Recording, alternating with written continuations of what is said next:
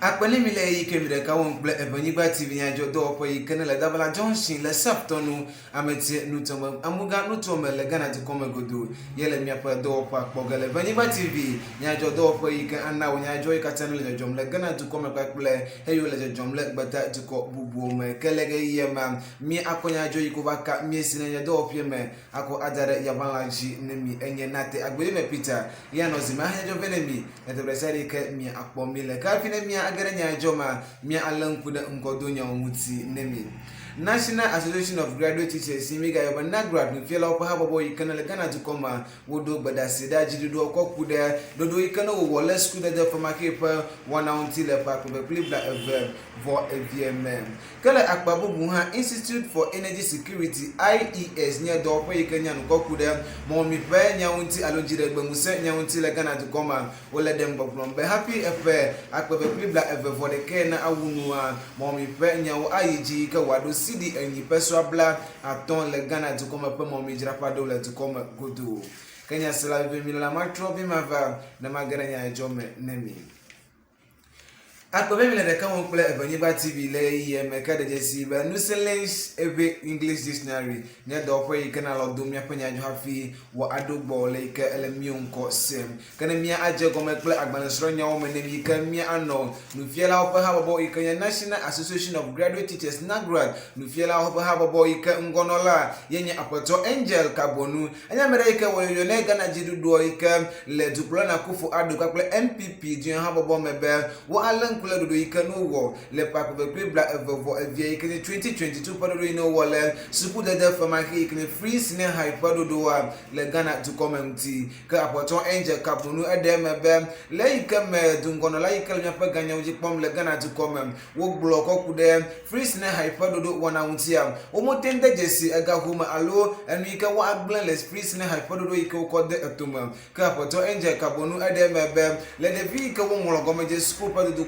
wo yikale epe yikabona wo agreti na school yikin senior high school le Ghana to come hana upper school that one now yikajudo ko de tumam jopa ko be plan we andra me ba ibe de pio katanda wo tin holu do poma tunu nwi ko to bo do pon na yikawa ayide sukujia elebe wo awodo do lonti be wo at the school from akile nyape Ghana to come ka pato Angel Kabonu ejiye wo dem be free senior high school podo na judo de tumam le pa ko be bla avie hekpere pa ko bla ever de kepe and so strong one out 2020-2021 academic year alaika ojebe jiro na dasile accounti hena sazane edore nawa menye mi ke ele ejiyim le miape Ghana dukomo ka pato Angel Kabonu edemebe elena jiroba wa wada ka ple nu fiela opa ha bo ka ple do opa yike wunyan ko kure agbansonya unti le Ghana to come godo yike anabe wo anaw adam ka ple dodo yike wa ko adetume ne de vie yike woti be yo agaleti na school le Ghana to come muti ka foto Angel Kabonu edemebe elena nu fiela ha ba wo akpade unti le opon henye wona o melaika mo wala sitrom le opon strong yi ka ple no strong gbalo unti yike nye changes in academic calendar pa dodo le Ghana to come wa anabe agbenano agbetepeneyo yike wa anayo etipopepe wana gadeula Ghana dukomem ka pato Angel Kabonu AG ko yo ne dope eve yo ne le nusronya oji pom le Ghana dukomem yenye Ministry of Education hekpedem Ghana Education Service ntibe wa ano asile asime komo komya pe agbalanso nya wa ko afefe le Ghana dukomem ka pato Angel Kabonu edemenem ejiru kokude nu fielo pa bobo dodo iko ko de etumele pa ko bla evo evie kokude de vi ka wa agere suku titina ole Ghana dukomem hana agbalanso nya obe wa alenku de upe agbono nti hana etugo heto heika jebe wa akone de vio ka de sare ka aduko tujiru panyangdodo ne de fela ba ha boko kuda yo ike wo mulenti be wa adole Ghana vio pon kuma ike wa glo dodo ike wo wole pa ko be bla evo evie ba suku danya until Ghana du koma mia akpoto ike akoya dade ya bala ji ne mia pe ajoga nupo mo nlana wo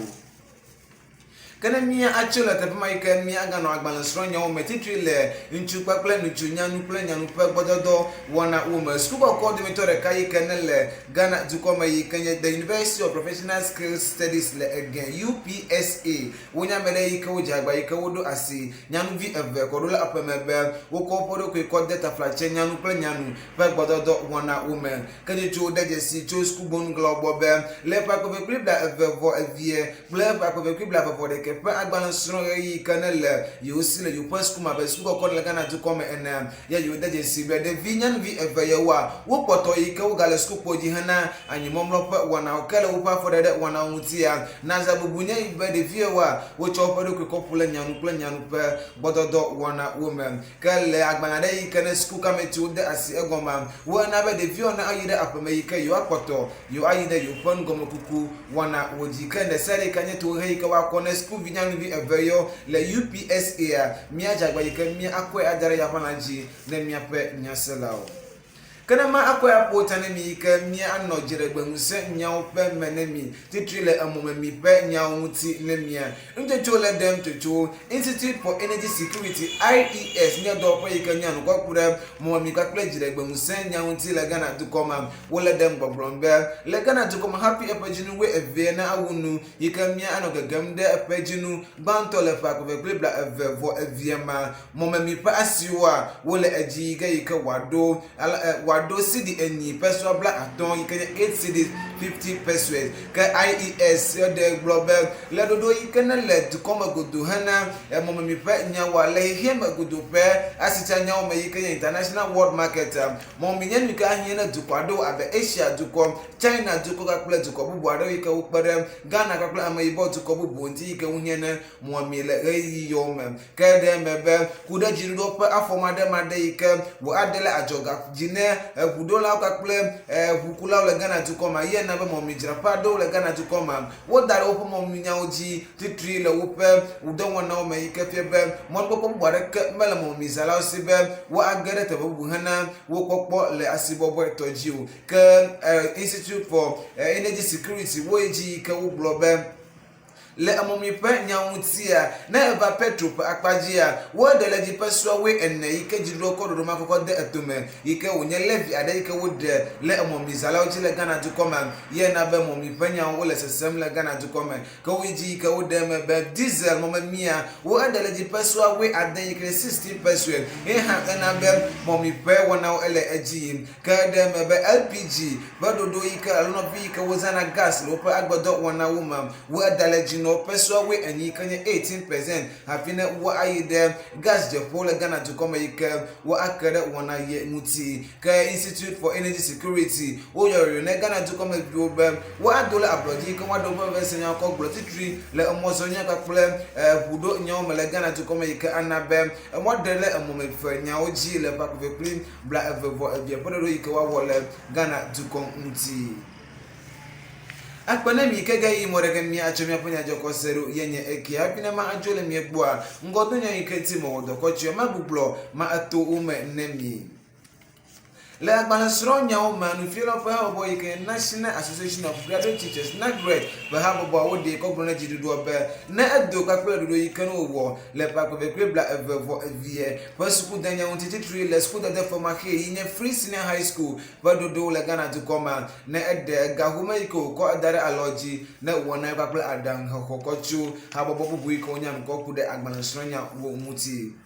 kale akpabubu ha University of Professional Studies Accra UPSA wonya America wodo ase suku vinyanu vi evado iko bunazalo ntiba oko podo ko opoda taflache nyonu kwakle nyonu pa gbododo wona o mayika wo awon goma ku pluto wo ikeneja wo achwe anawo kale akpabubu ha Institute for Energy Security IES nye do po ikanyanu kokude momemi alojire gbe kade muse nyaunti le Ghana Dukoma wole dem gbogbombe momemi pa asiwa wa ayiji sidi enyi peso bla aton happy pa akpebe klibla evovode na awu enu